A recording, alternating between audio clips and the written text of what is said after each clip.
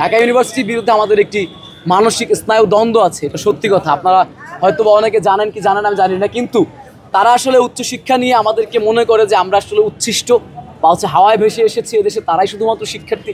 এরকমভাবে 17 সাল থেকে বিভিন্ন ধরনের মানসিক দ্বন্দ্ব তাদের সাথে আমাদের চলছিল।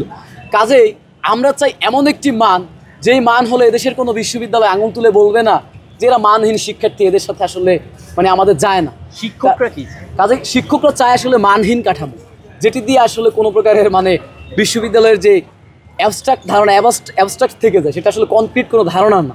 উচ্চশিক্ষার মান বিরোধী যে সিন্ডিকেট, যারা আসলে উচ্চশিক্ষাটি দিতে চায় না শিক্ষার্থীদের ক্লাসরুমে, তারা বিভিন্ন ষড়যন্ত্র করে যাচ্ছে। এর ধারাবাহিকতা কিছু শিক্ষক মহোদয়গণ গতকাল সেই ইউজিসিতে গিয়ে বিভিন্ন বিভ্রান্তিমূলক তথ্য ছড়িয়েছে বা বিভ্রান্তিমূলক কথা বলেছে, যেটি আমাদের কাছে মনে হয়েছে যে আমাদের যে নৈতিক অবস্থান শিক্ষার্থীদের তার সাথে সাংঘর্ষিক। কাজেই আমরা যেহেতু সবাই দলমত নির্বিশেষে ছোট বড় উচ্চশিক্ষার প্রশ্নে আপসহীন, সেই প্রেক্ষাপটে আমরা চেয়েছি যে না, আমরা আমাদের এই অধ্যাদেশ হতেই হবে। এবং অতীতে যেহেতু কলকাতা বিশ্ববিদ্যালয়, ন্যাশনাল বিশ্ববিদ্যালয়, ঢাকা বিশ্ববিদ্যালয়, আবার ন্যাশনাল, আবার ঢাকা, এভাবে ব্যাডমিন্টন খেলা হয়েছে, কাজেই এবারে একটি চূড়ান্ত এবং সুষ্ঠু সমাধান দরকার।